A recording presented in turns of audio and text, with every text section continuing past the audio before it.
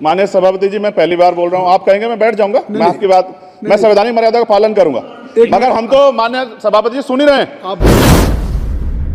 श्री चंद्रशेखर जी। माननीय सभापति जी, जय भीम। महामहिम राष्ट्रपति जी के अभिभाषण पर धन्यवाद प्रस्ताव पर बोलने को आपने मुझे अवसर दिया, इसके लिए मैं आपका आभारी हूं। सभापति महोदय, सर्वप्रथम मैं बहुजन समाज में जन्मे सभी संतों, गुरुओं, महान पुरुषों को नमन करता हूं, जिनमें महात्मा ज्योतिबा फूले, डॉक्टर बाबा साहब अम्बेडकर और मान्यवर काशीराम साहब को मैं याद भी करता हूं आज के दिन पर।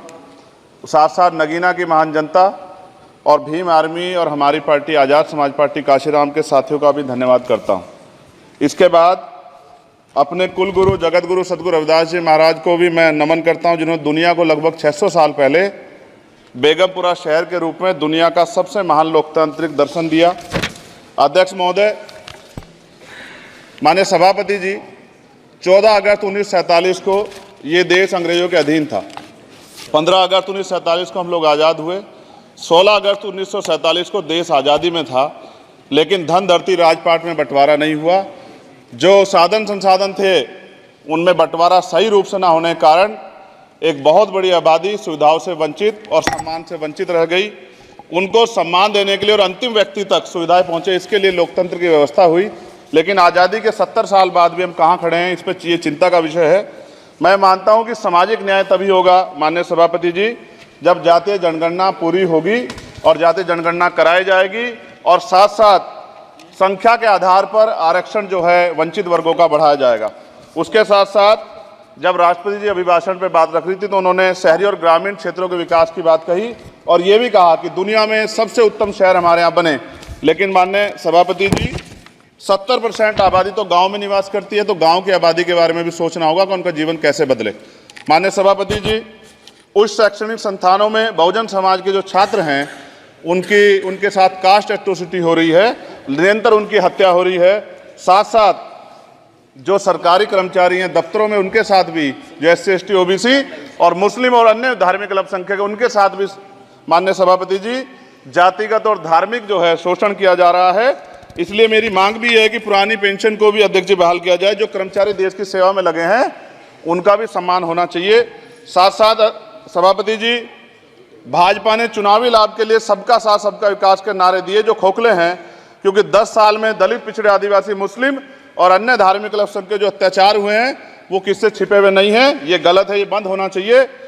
सभापति महोदय जी, महामहिम राष्ट्रपति जी के अभिभाषण में निजी क्षेत्रों में SC ST OBC को रिजर्वेशन देने का कोई उल्लेख नहीं हुआ है, जो कि आज चर्चा का विषय, क्योंकि 98% प्राइवेट सेक्टर है, 2% सरकारी सेक्टर है, तो 98% प्राइवेट सेक्टर में भी हमारी हिस्सेदारी की बात होनी चाहिए। माननीय सभापति जी, आशा कार्यकर्ताओं, आंगनबाड़ी वर्करों, भोजन माताओं के वेतन वृद्धि पे भी कोई उल्लेख नहीं हुआ है, वो भी अभी नंगे, उन पर भी सोचना पड़ेगा।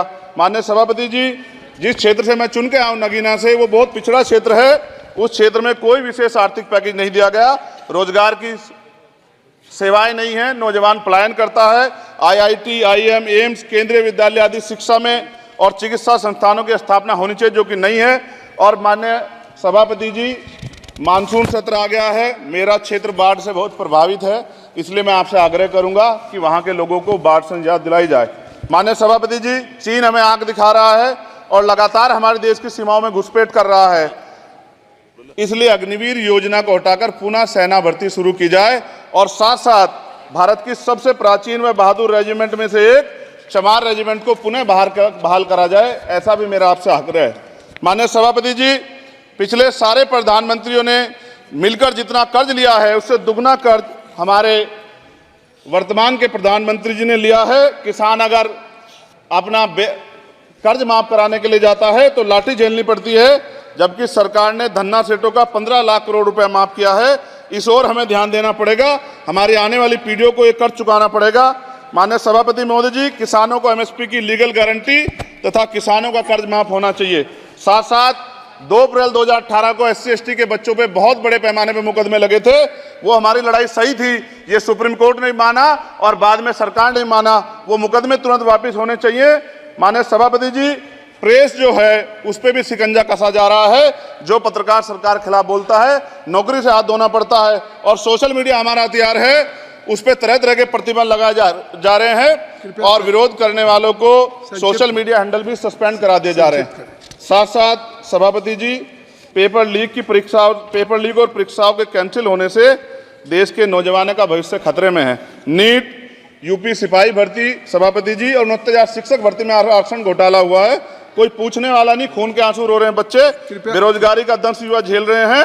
इसलिए मेरा आग्रह है कि युवाओं के लिए कृपया समाप्त करें चंद्रशेखर। माननीय सभापति जी, मैं पहली बार बोल रहा हूं, आप कहेंगे मैं बैठ जाऊंगा, मैं आपकी बात, मैं संवैधानिक मर्यादा का पालन करूंगा, मगर हम तो माननीय सभापति जी सुन ही रहे हैं। आप बोलिए, 1 मिनट। धन्यवाद। 1 मिनट और बोलिए। अध्यक्ष सभापति जी, नारी सम्मान की बात करने वाली सरकार, हमने मणिपुर देखा सर, हमने पहलवान बेटियों का हर्ष देखा सर, और हमने सर हाथरस की बेटी का हर्ष देखा सर, और हाथरस के परिवार को जो वादा किया था सरकार ने वो भी पूरा नहीं किया।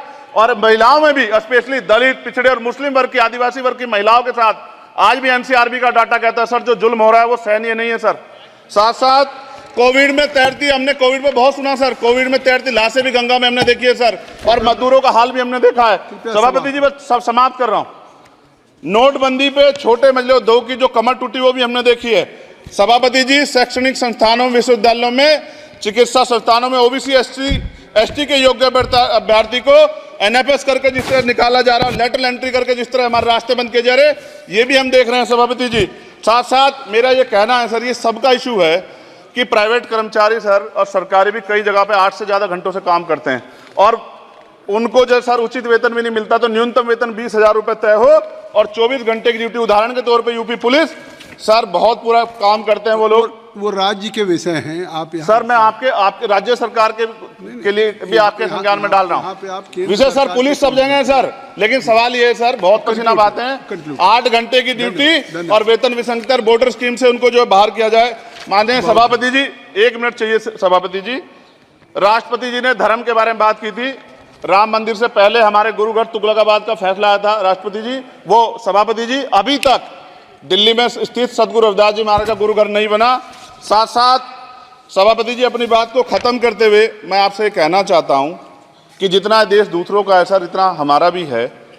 हम मरने के लिए पैदा नहीं हुए, जो चाहता है हमारी हत्या कर देता है। मूछे रखने पे, घोड़ी पे बैठने पे, मटकी छूने पे हमारी हत्या हो रही है। क्या बदला है सर 70 साल बाद भी? दलित, पिछड़े, मुसलमानों पे हिंसा नहीं रुक रही है सर। मेरा आपसे संरक्षण के साथ ये आग्रह है कि इन घटनाओं को रोका जाए, और देश किसी की बपोती नहीं है, देश संविधान से चलता है सर, और संविधान से चलेगा, संविधान छेड़खानी बर्दाश्त नहीं की जाएगी सर। धन्यवाद।